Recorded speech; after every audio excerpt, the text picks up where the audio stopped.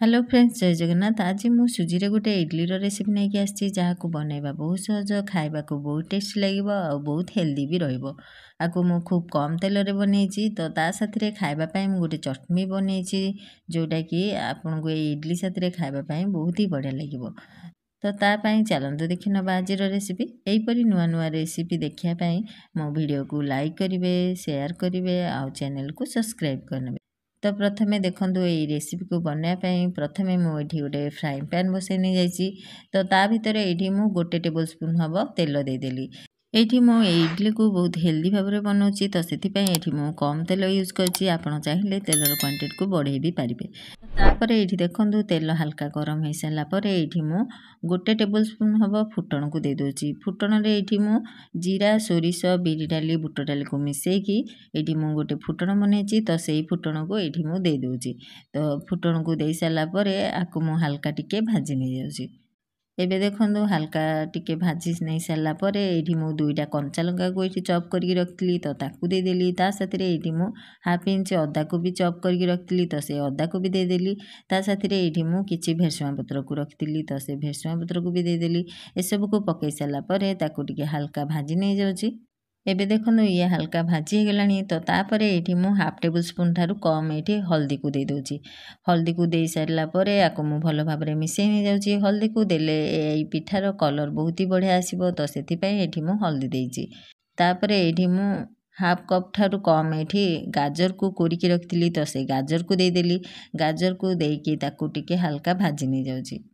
किछि समय परे एबे देखंतु गाजर को मु हल्का एठी भाजी नेली। तापरे एठी मु 2 टेबल स्पून हबो नडिया को कोरिकी रखतिली तो से नडिया को दे दोछि।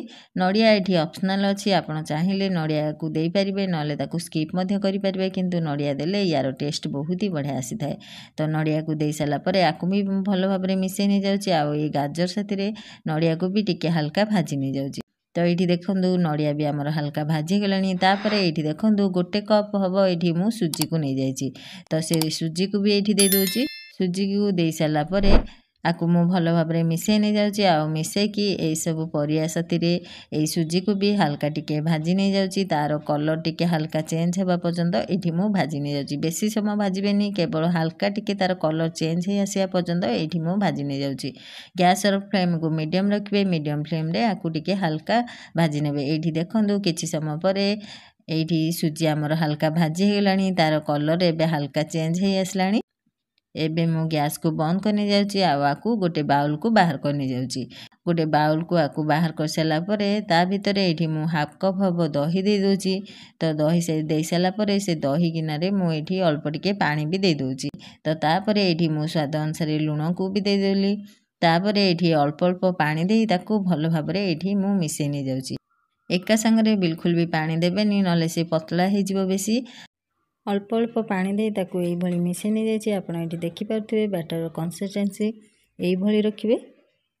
तो ताकू एई परी भलो भाबरे मिसै कि ताकू कवर करके 15 मिनिट हबो रेस्ट करिया पय छाडी दोछि। ता भितरे एई हमर भलो भाबरे फुली भी जाइथिबो। ता भितरे आमे या सथिरे खाया पय गोटे चटनी को बनै नबा तो सेति पय एठी मु गोटे ग्राइंडिंग जार नै जाइछि। ता भितरे एठी मु 4 टेबल स्पून हबो नडिया कोरा को नै जाइछि तो से नडिया कोरा को दे देली। ता साथिरे एठी मु 3 टेबल स्पून हबो एठी बुट डाली को हल्का टिके भाजी नैथिली। एठी मु ए बुट डाली को भाजिला बेले बिल्कुल भी तेल देनी, खाली ताको टिके हल्का तार कलर चेंज होवा पर्यंत एई परी भाजी के ताको ठंडा करके रखि नैथिली। तो से बुट डाली को दे दोछि। ता साथिरे एठी हाफ इंच अदा को मु काटी के रखतिली तो ताकू दे देली। दुईटा कंचा लंका को दे देली। ता साथिरे एठी मु गोटे टेबल स्पून हबो जीरा दे देली। ता साथिरे एठी मु किछि भेरसुआ पत्र को दे देली। तो आपण चाहिले एठी किछि धनिया पत्र पुदीना पत्र को भी पके परिबे, किंतु मो पाखरे वर्तमान धनिया पत्र पुदीना पत्र नाही तो मु सेति पय खाली भेरसुआ पत्र पके नै जाइछि। तो भेरसुआ पत्र को दे साला परे एठी मु 3 रु 4 टेबल स्पून हबो दही को दे देली। ता साथिरे एठी मु स्वाद अनुसार लूण को दे देली। ता साथिरे एठी मु अल्प टिके पानी देई ताकू भलो भाबरे एठी फाइन पेस्ट बनै कि नै आछि। एबे देखंतु हमर चटनी बनि कि रेडी हे जाइछि। ये भलो भाबरे पेस्ट हे जाइछि। आकु मु गोटे बाउल को बाहर करने जाउछि। तापरे एठी देखंतु गोटे बाउल को बाहर करनेली। तापरे एई चटणी को एबे मु फुटै नै जाउची। तो एइठी फुटण देले यार बास्ना बहुत ही बढ़िया आसीबो। तो सेथि पई एइठी देखंदु गोटे फ्राइंग पैन ने एठी मु गोटे टेबल स्पून हब तेल को भल भाबरे गरम करके नै आसी। तो ता भितरे एठी मु हाफ टेबल स्पून हब सोरिष दे देली, 2टा सुखिला लंका को दे देली। ता साथिरे एठी मु हाफ टेबल स्पून थारु कम एठी हेंगु को दे देली। ता साथिरे एठी मु किछि भेरसुंगा पत्र को दे देली। ए सब देई साला परे आकु मु भल भाबरे मिसै नै जाउची। एबे देखंदु फुटण हमर बनी की रेडी हे गलानी। तो एई फुटण को मु एई चटणी रे दे दोउची।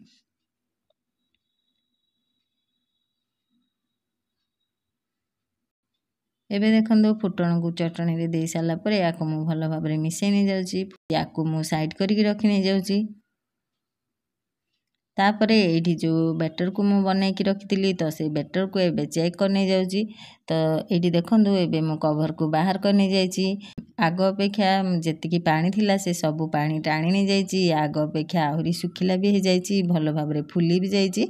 हमर ए इडली रो बैटरटा भल भाबरे फुली भी जाइची। तो तापरे एठी मु मते बेसी सुखिला लागुची। तो सेति पई मु एठी अल्प अल्प पानी देई ताकू टिके पतला करने जाउची। जेंति कि आमे इडली बनाउचे तो सेही परी बैटर को सेही परी बनाई नै जाउची। तो एठी देखंदु अल्प अल्प पानी देई ताकू एही परी मु पतला करनेली। बेसी पतला करिवेनी कि बेसी सुखिला करिवेनी। तो बेसी सुखिला करे इडली हार्ड हबो आ बेसी पतला करले ये बोही भी जीवो। तो तापरे एठी मु हाफ टेबल स्पून थारु कम एठी सोडा को पकै नै जाउची। सोडा को पकै साला परे अल्प टिके तापरे पानी दे दोउची आ ताकू भल भाबरे मिसै नै जाउची। तापरे एठी देखंदु एठी मु गोटे इडली रो प्लेट नै जाइची। तो सेई प्लेट रे एठी मु अल्प टिके तेल देकी भल भाबरे ग्रीस करने जाउची। ता ऊपरे एठी मु किछि काजू को एई भली भाजी की रखि नै जाइतली, हल्का टिके भाजी की रखि नै जाइतली। तो सेई काजू भजा काजू को दे देउची कि एई इडलीटा हमर देखिया को बहुत ही सुंदर लागिबो। तो सेति पई एठी मु काजू को दे देइची। तो काजू को देई साला परे जो इडली रो बैटर को मु एठी बनाई की रखतिली तो से इडली रो बैटर को ता ऊपरे दे दोउची। एठी देखंदु सबु छांचरे मु इडली रो बैटर को दे देइची। बैटर को देई साला परे आकु मु भल भाबरे एई भली सेट करने जाउची। तापरे आकु मु स्टीम करनेबी। तो एठी देखंदु आगरु मु गैस उपरे गोटे कड़ाई रे किछि पानी को बसै नै जाइतली। पानी हमर भल भाबरे गरम हे जाइची। ता भितरे इडली रो प्लेट को एठी मु दे दोउची। प्लेट को देई साला परे आकु मु कवर करिकी 10 रु 12 मिनिट पर्यंत स्टीम हवा पई छाडी दोउची। तो गैस रो फ्लेम को मीडियम रखबे। तो तापरे एठी देखंदु 10 रु 12 मिनिट परे एबे मु कवर को बाहर करने जाउची। तो कवर को बाहर कर साले एठी मु गोटे टूथपिक नै जाइची। तो से टूथपिक साहाय्य रे आकु मु चेक करने जाउची। आमर ए टूथपिक टा पूरा क्लीन बाहरची कि आमर इडलीटा पूरा भल भाबरे हे गलानी। एबे मु गैस को बंद करने जाउची। आकु बाहर करके ठंडा हवा पई छाडी दोउची। ठंडा हे साला परे आकु मु बाहर करनेबी। तो एठी देखंदु किछि समय परे इडली आमर भल भाबरे ठंडा हे गलानी। तो एठी मु गोटे चामच साहाय्य रे आकु मु एमती बाहर करने जाउची।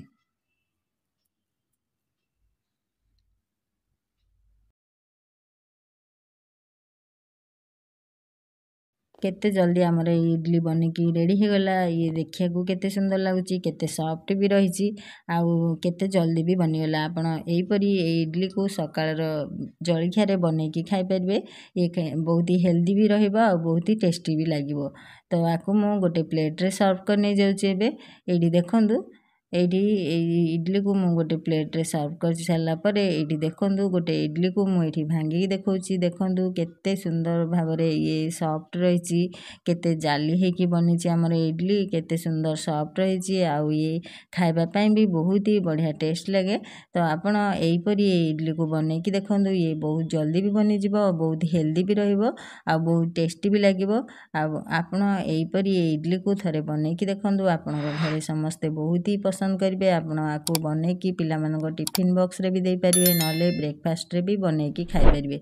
तो एई परी बनेबे रेसिपी को। आज रो रेसिपी भल लागले वीडियो को लाइक करिवे, शेयर करिवे आ चैनल को सब्सक्राइब करनेबे।